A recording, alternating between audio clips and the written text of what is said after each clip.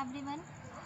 Previous lecture में हम लोगों ने डिस्कस किया था इम्प्लांटेशन को और हम लोगों ने देख लिया था कि किस तरह से फ्यूज़न के बाद जो जाइगोट का फॉर्मेशन होता है, जाइगोट जो है वो क्लीवेज डिवीज़न शो करते हुए यूट्रस के टुवर्ड्स मूव करते हैं और यूट्रस के एंडोमेट्रियम में आकर के इम्प्लांट हो जाते हैं। ठीक है, और इस टॉपिक में प्रेगनेंसी एंड एम्ब्रियोनिक डेवलपमेंट में हम लोग इम्प्लांटेशन के बाद वाले प्रोसेस को डिस्कस करेंगे कि इम्प्लांटेशन के बाद आखिर क्या क्या होता है। ठीक है, तो आफ्टर इम्प्लांटेशन, अगर इम्प्लांटेशन के बाद अगर देखा जाए तो होता क्या है, जो हम लोगों ने स्टडी किया था सेक्शनल व्यू। ठीक है, तो इम्प्लांटेशन के बाद होता क्या है कि ये जो देखा था हम लोगों ने जो जाइगोट यहाँ पे आया था, इसके आउटर सरफेस पे प्रेजेंट थे क्या, trophoblast cell.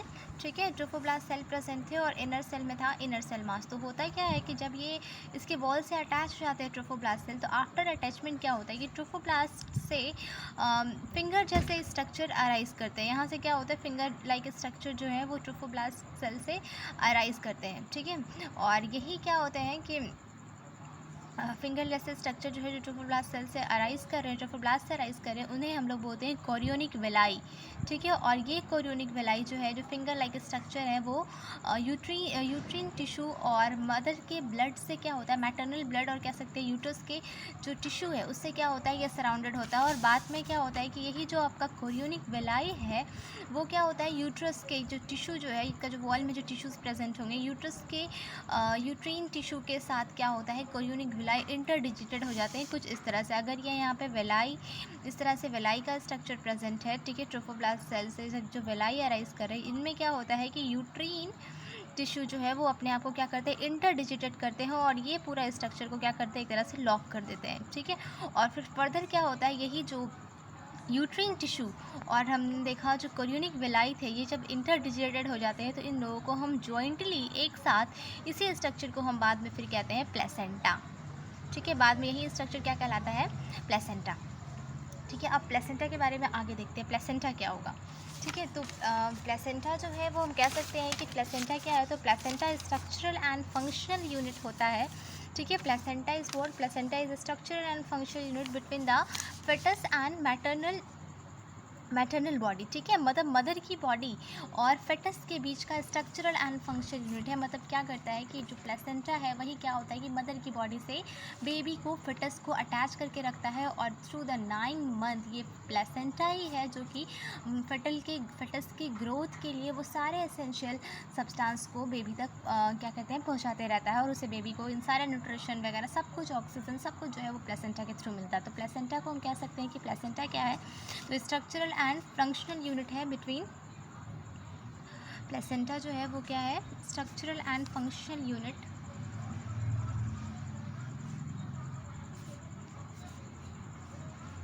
Structural and functional unit. ठीक है, बिटवीन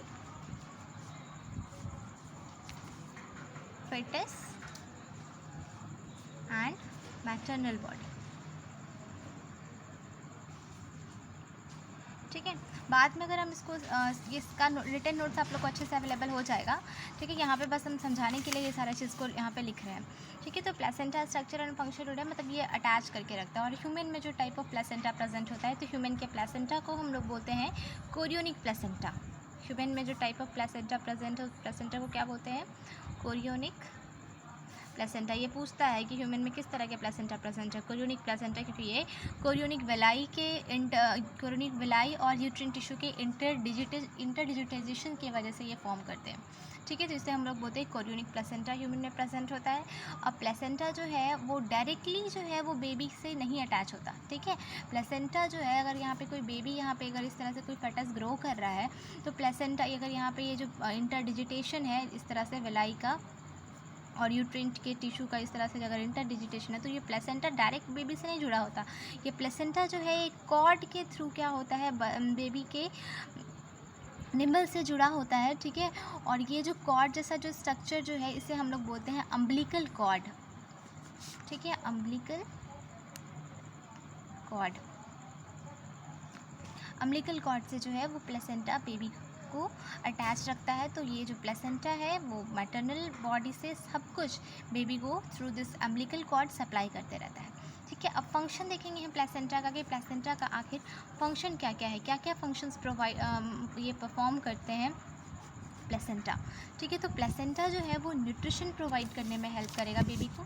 ठीक है, क्या क्या फंक्शन प्रोवाइड करेगा ये? न्यूट्रिशन प्रोवाइड करेगा। और क्या प्रोवाइड करेगा? तो ये रेस्पिरेशन में हेल्प करेगा। ठीक है, रेस्पिरेशन में मीन्स गैसेस एक्सचेंज में, मतलब मदर की बॉडी से ऑक्सीजन का, CO2 गैस, सब कुछ जो है वो प्लेसेंटा के थ्रू हो पाता है। ठीक है, और क्या ये कौन सा फंक्शन परफॉर्म करेगा? तो ये एक्सक्रीशन में भी हेल्प करता है। जो एक्सक्रीटरी प्रोडक्ट होते हैं बेबी के, वो भी इस प्लेसेंटा के थ्रू ही क्या होते हैं, बॉडी से बाहर मदर की बॉडी में जाकर रिलीज होते हैं, फिर फर्दर जो है वो वेस्ट मटेरियल के फॉर्म में मदर की बॉडी से ही बाहर आते हैं। ठीक है, उसके बाद और कौन सा फंक्शन ये प्रोवाइड करेगा? तो ये स्टोरेज में हेल्प करता है। ठीक है, क्या स्टोर करेगा? स्टोर क्या करेगा? तो स्टोर करता है ये ग्लाइकोजन और फैट्स। ठीक है, हमारे बॉडी में फूड किस फॉर्म में स्टोर होते हैं? ग्लाइकोजन के फॉर्म में स्टोर होते हैं। तो यहाँ प्लेसेंटा भी जो है वो भी क्या करता है कि फूड को स्टोर करने का काम करता है ग्लाइकोजन और फैट्स के फॉर्म में। ठीक है, उसके बाद क्या प्लेसेंटा जो है और क्या फंक्शन है इसका? तो ये जो है एक्ट करता है as a barrier layer, act as barrier layer. ठीक है, बेरियर लेयर की तरह काम करता है। बेरियर क्यों लगाया जाता है? बेरियर जब भी हम लोग लगाते हैं तो अपने प्रोटेक्शन के लिए लगाते हैं, ताकि कुछ हार्मफुल सब्सटेंस इंटर ना करे। ठीक है, तो जो बेरियर जो है मतलब मदर की बॉडी में अगर कुछ ऐसा हार्मफुल सब्सटेंस है तो उसको फेटस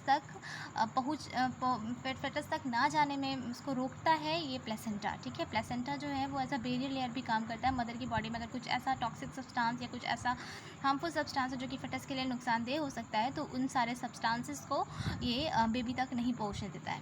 ठीक है, प्लेसेंटा। उसके बाद और कौन सा ये फंक्शन परफॉर्म करेगा? तो यहाँ पे हम देख सकते हैं कि इंडोक्राइन फंक्शन को भी परफॉर्म करता है ये। ठीक है, इंडोक्राइन फंक्शन कहने का मतलब क्या? ठीक है, इंडोक्राइन फंक्शन इट मीन्स क्या होंगे? यहाँ से बहुत सारे हार्मोन्स वगैरह रिलीज होंगे।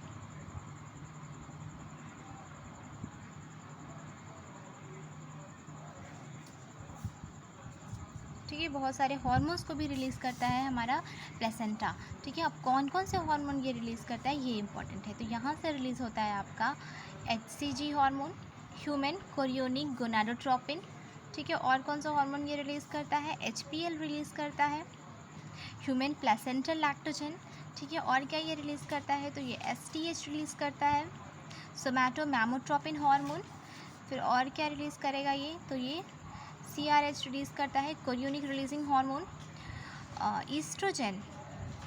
ठीक है, ईस्ट्रोजन और प्रोजेस्टेरॉन का भी सिक्रेशन क्या होता है ये करता है। ठीक है, प्लेसेंटा के थ्रू भी क्या होता है कि ईस्ट्रोजन और जो है आपके प्रोजेस्टेरॉन हार्मोन है मेनली, तो ये प्रोजेस्टेरॉन जो है वो कॉर्पस ल्यूटियम जो है वही रिलीज़ करता है।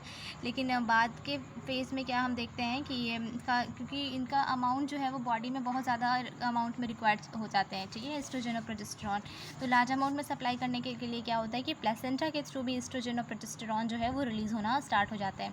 और प्रेगनेंसी के लेटर फेज में, ठीक है, मतलब एकदम जब प्रेगनेंसी लास्ट पे होने लगती है, ठीक है, तो कह सकते हैं 6 महीने के बाद, 8 मंथ्स के बाद, ठीक है, तो होता क्या है कि ओवरी से एक हार्मोन रिलीज़ होने लगता है जिसे हम लोग बोलते हैं रिलैक्सिन। ठीक है, रिलैक्सिन जो है वो लेटर फेज ऑफ प्रेगनेंसी में रिलीज़ होता है। और ये कहाँ से होगा? तो ये ओवरी। ठीक है, बाय ओवरी के थ्रू ये रिलीज़ आउट होता है। ठीक है, अब ये जो 3 हार्मोन दिख रहे हैं आपको, HCG, HPL एंड रिलैक्सिन, ये 3 ऐसे हार्मोन हैं जो कि किसी भी फीमेल के अंदर सिर्फ तभी रिलीज़ होते हैं जब कोई भी फीमेल जो है वो प्रेग्नेंट होती है। मतलब during the pregnancy HCG, HPL और रिलैक्सिन, ये 3 हार्मोन ऐसे हैं जो कि ओनली ड्यूरिंग प्रेगनेंसी ही रिलीज़ हो पाती है। ठीक है, इसलिए जो कहते हैं हम कि जो बहुत सारे प्रेगनेंसी टेस्ट होते हैं तो उसमें जो हार्मोन जिनको नोटिस किया जाता है कि वो उनके यूरिन में प्रेजेंट है या नहीं है, तो वो आपका HCG और HPL ही होता है। क्योंकि जैसे ही कोई भी फीमेल प्रेग्नेंट होती है तो प्लेसेंटा के डेवलपमेंट के बाद HCG और HPL का जो है वो सिक्रेशन स्टार्ट हो जाता है, और ये ह्यूमन जो मदर होंगी उनके यूरिन में भी कुछ अमाउंट में प्रेजेंट होता है। ठीक है, तो ये 3 हार्मोन्स इंपॉर्टेंट है जो कि सिर्फ जो है वो फीमेल के अंदर प्रेगनेंसी के टाइम में ही रिलीज़ होते हैं। ठीक है, और क्या होगा कि ड्यूरिंग प्रेगनेंसी क्या होता है कि बहुत सारे हार्मोन्स हैं जिनका सिक्रेशन जो है उनकी बॉडी में, मतलब मदर की बॉडी में जो है वो कई गुना बढ़ जाता है, मतलब सेवरल टाइम्स इंक्रीज़ कर जाता है। ठीक है, जैसे कि अगर हम कहें तो ये ईस्ट्रोजन हो गया, आपके प्रोजेस्टेरॉन हो गया, ठीक है। उसके बाद कॉर्टिसोल्स हो गए, प्रोलैक्टिन हो गया, थायरॉक्सिन है, ठीक है, एक्सेट्रा एक्सेट्रा, और भी बहुत सारे और से हार्मोन्स हैं जिनका सिक्रीशन जो है वो ड्यूरिंग प्रेगनेंसी मदर की बॉडी में क्या होता है कि सेवरल टाइम्स इंक्रीज़ हो जाता है। और सेवरल टाइम्स इंक्रीज़ होने का रीज़न क्या क्या है, तो होता क्या है कि एक तो ये हार्मोन जो है वो फटल के ग्रोथ को सपोर्ट करेगा, ठीक है। नो डाउट फटल का ग्रोथ हो रहा है तो उसमें इन सारे हार्मोन्स का हाई लेवल ज़रूरी है, ठीक है। तो उनके फटल ग्रोथ को इन्हांस करने में हेल्प करेगा। और क्या होता है कि ड्यूरिंग प्रेगनेंसी मदर की बॉडी में क्या होता है कि बहुत सारे चेंजेस प्रोड्यूस होते हैं। तो जो मेटाबॉलिक चेंजेस होता है मदर की बॉडी में, उसको भी कंट्रोल करने में ये सारे हार्मोन्स जो हैं वो हेल्प करते हैं, ठीक है। और जो प्रेगनेंसी को मेंटेन करना है, मतलब हाई लेवल ऑफ क्या चाहिए, प्रोजेस्टेरॉन, ठीक है। प्रोजेस्टेरॉन ही वो हार्मोन है जो कि 9 मंथ तक प्रेगनेंसी को मेंटेन करके रखता है। तो प्रोजेस्टेरॉन जो है वो प्रेगनेंसी को मेंटेन करने वाला हार्मोन है। तो ओवरऑल हम कह सकते हैं कि सेवरल टाइम्स जब हार्मोन्स का सिक्रीशन बॉडी में इंक्रीज़ हो जाता है बहुत सारे हार्मोन्स का, तभी क्या होती है कि प्रेगनेंसी जो है वो सपोर्टिव होती है। और 9 मंथ के बाद जो है वो कोई भी बेबी फाइनली जो है वो मदर की बॉडी से बाहर एक्सपेल्ड आउट होता है, ठीक है। तो जो ये आप देख रहे हो फर्टिलाइजेशन का प्रोसेस, इम्प्लांटेशन का प्रोसेस, प्रेगनेंसी का प्रोसेस, आगे एम्ब्रियोनिक डेवलपमेंट भी हम लोग स्टडी करेंगे। तो ये जितना ईजी लगता है वो उतना ईजी है नहीं, ये प्रोसेस बहुत कॉम्प्लिकेटेड होता है। अगर एक भी हार्मोन का लेवल डिस्टर्ब होता है तो अबॉर्शन होने का चांसेस हो जाता है, ठीक है। अब देखो इम्प्लांटेशन के बाद बताए थे कि उसमें जो इनर सेल मास था वो एम्ब्रियो में अपने आप को डिफ्रेंशिएट कर लेता है, ठीक है। तो इम्प्लांटेशन के बाद जो है वो एम्ब्रियो जो है वो एम्ब्रियो में डिफ्रेंशिएट हो जाता है इनर सेल मास। और बाद में क्या होता है कि एम्ब्रियो जो है वो अपने आप को फिर डिफ्रेंशिएट कर लेती है। एम्ब्रियो जो है, एम्ब्रियो के अंदर भी क्या होता है, डिफ्रेंशिएशन स्टार्ट हो जाता है। और ये डिफ्रेंशिएशन करने के बाद अपने आप को 3 लेयर में अरेंज कर लेती है, ठीक है। इसमें क्या होता है, डिफ्रेंशिएशन होता है एम्ब्रियो में, और एम्ब्रियो में डिफ्रेंशिएशन के बाद ये अपने आप को 3 लेयर में अरेंज कर लेते हैं, ठीक है। सबसे जो आउटर लेयर है वो कहलाता है एक्टोडर्म, ठीक है। जो सबसे इनर लेयर है वो कहलाता है एंडोडर्म, और जो बीच में लेयर होती है एक्टोडर्म और एंडोडर्म के बीच, जो कहलाते हैं हमारे मेसोडर्म, ठीक है। एक्टोडर्म क्या होगा, आउटर लेयर,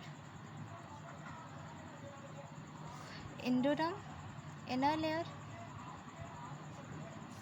और ये बिटवीन एक्टोन एंडोडर्म प्रेजेंट होते हैं, मेसोडर्म, ठीक है।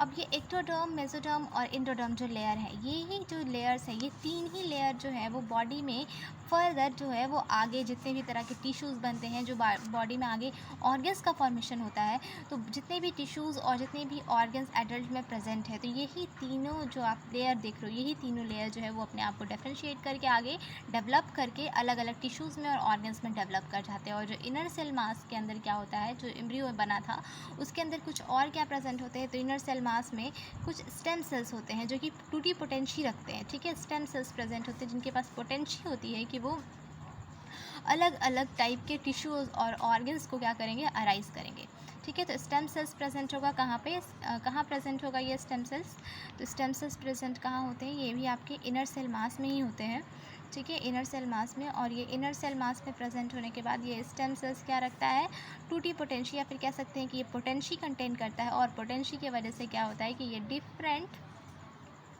टिश्यूज़ और ऑर्गन्स के फॉर्मेशन में हेल्प करते हैं, ठीक है। तो ये था आप लोगों का प्रेगनेंसी और एम्ब्रियोनिक डेवलपमेंट, ठीक है। एम्ब्रियो अभी मतलब इन हार्मोन्स का लेवल अगर मेंटेन रहेगा, प्लेसेंटा से वो अटैच रहेगा, अम्बिलिकल कॉर्ड के थ्रू, अगर न्यूट्रिशन उनका एक्सक्रीशन प्रॉपर्ली हो रहा है, रेस्पिरेशन हो रहा है, सब कुछ मतलब उनका प्रॉपर्ली अगर अच्छे से हो रहा है, तो हम कह सकते हैं कि यहाँ पे अच्छे से बेबी जो है वो ग्रो करेगा, ठीक है। तो ये तो सब था। और इसके बाद एक चीज़ और आप लोगों को बताना है कि जनरली क्या होता है कि सारे इम्यूनोग्लोबुलिन जो है वो मदर की प्लेसेंटा को क्रॉस करके नहीं जा पाते, ठीक है। लेकिन सिर्फ एक ही ऐसा इम्यूनोग्लोबुलिन है जिसे हम लोग बोलते हैं IgG, ठीक है, इम्यूनोग्लोबुलिन जी, यही एक ऐसा इम्यूनोग्लोबुलिन है जो कि क्या होता है, प्लेसेंटा को भी क्या करता है, क्रॉस करता है और मदर और फेटस तक ये जाने वाला इम्यूनोग्लोबुलिन होता है, ठीक है। प्लेसेंटा आईजीजी जो है यही जो है वो सिर्फ मैटरनल ब्लड के थ्रू जो है वो प्लेसेंटा तक जा सकता है, सॉरी मैटरनल ब्लड से लेके फेटस तक जा सकता है। उसके अलावा जो है वो बाकी कोई भी ऐसे इम्यूनोग्लोबुलिन नहीं है, ठीक है, जो कि क्या कर सके, प्लेसेंटा को क्रॉस करेंगे। तो ये भी इंपॉर्टेंट है, ये याद रखोगे आप लोग प्लेसेंटा में कि आईजीजी जो है इम्यूनोग्लोबुलिन जी यही जो है ये क्रॉस कर पाता है, cross through maternal blood to fetal blood, ठीक है। मदर के ब्लड से फेटस के ब्लड में क्रॉस करने वाला इम्यूनोग्लोबुलिन सिर्फ कौन सा है, आईजीजी। इसके अलावा कोई भी इम्यूनोग्लोबुलिन जो है वो उसके प्लेसेंटा को क्रॉस करके बेबी तक नहीं जा पाता है, ठीक है। तो ये था, और इसके बाद आप लोगों को एक डायग्राम यहाँ पे दिखाते हैं जिसमें दिखेगा आप लोगों को कि एक फेटस जो है वो मदर के यूट्रस के अंदर जो है वो क्या हो रहा है, ग्रो कर रहा है अच्छे से, ठीक है। दिख रहा होगा सभी को क्लियरली, ठीक है। यही जो आप लोग देख रहे हो, यही जो ऊपर वाला जो स्ट्रक्चर है यही आपको कह रहे हैं हम कि ये प्लेसेंटा है, ठीक है। प्लेसेंटा कहने का रीज़न ये जो ऊपर में आप देख रहे हैं ये सब ये कोरियोनिक विलाई है, और ये है आपका यूट्रस का टिश्यू। जब ये दोनों एक दूसरे के साथ जुड़ गया तो ये कलेक्टिवली पूरा क्या बन गया, प्लेसेंटा बन गया, ठीक है। और प्लेसेंटा जो है वो एक कॉर्ड के थ्रू बेबी से जुड़ा हुआ है, इस कॉर्ड को हम बोलते हैं अम्बिलिकल कॉर्ड। और यहाँ पे आपका फेटस ग्रो कर रहा है, और ये जो है ना एक पूरा सैक जैसे स्ट्रक्चर के अंदर प्रेजेंट होता है बेबी। इस सैक को हम लोग बोलते हैं एमनियोटिक सैक, या फिर इसे हम लोग एमनियन भी बोलते हैं, ठीक है। एमनियोटिक सैक या फिर इसे हम एमनियन बोलते हैं।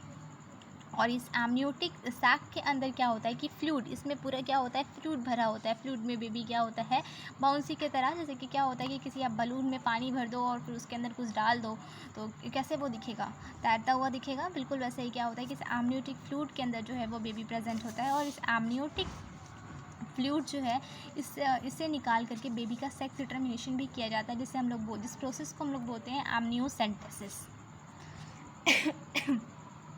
एमनियोटिक फ्लूइड प्रेजेंट होता है विद इन द एमनियन, और फिर ये आप देख रहे हो ये पूरा क्या है, यूट्रस है। और ये जो इतना जो थिक लेयर दिख रहा है आप लोग को ये इंडोमेट्रियम का, क्योंकि क्या होती है मेंस्ट्रुअल साइकिल स्टॉप हो जाती है, और क्या होता है मेंस्ट्रुअल साइकिल स्टॉप हो जाती है, जिसकी वजह से क्या होती है कि यूट्रस की जो वॉल की जो थिकनिंग थी वो मेंटेन रह जाती है, और इनफैक्ट हार्मोन्स के इंक्रीज लेवल की वजह से वो और ज़्यादा थिक हो जाती है और बेबी की ग्रोथ को सपोर्ट करती है, ठीक है। फिर नीचे वाला पार्ट आप देख रहे हो यहाँ पे ये सर्विक्स है, फिर नीचे में वजाइना है। तो इस तरह से जो बेबी है इस तरह से 9 मंथ यहीं पे एम्ब्रियो से पूरा कंप्लीट बेबी में डेवलप करता है, और तब फाइनली क्या होता है वजाइना के थ्रू इनका क्या हो जाता है, डिलीवरी हो जाती है, क्या कह सकते हैं हम पार्चुरेशन हो जाता है, और बेबी जो है वो मदर की बॉडी से बाहर फ्लीज आउट हो जाता है, ठीक है। तो इस लेक्चर में इतना ही, नेक्स्ट जो है वो आगे हम लोग डिस्कस करेंगे।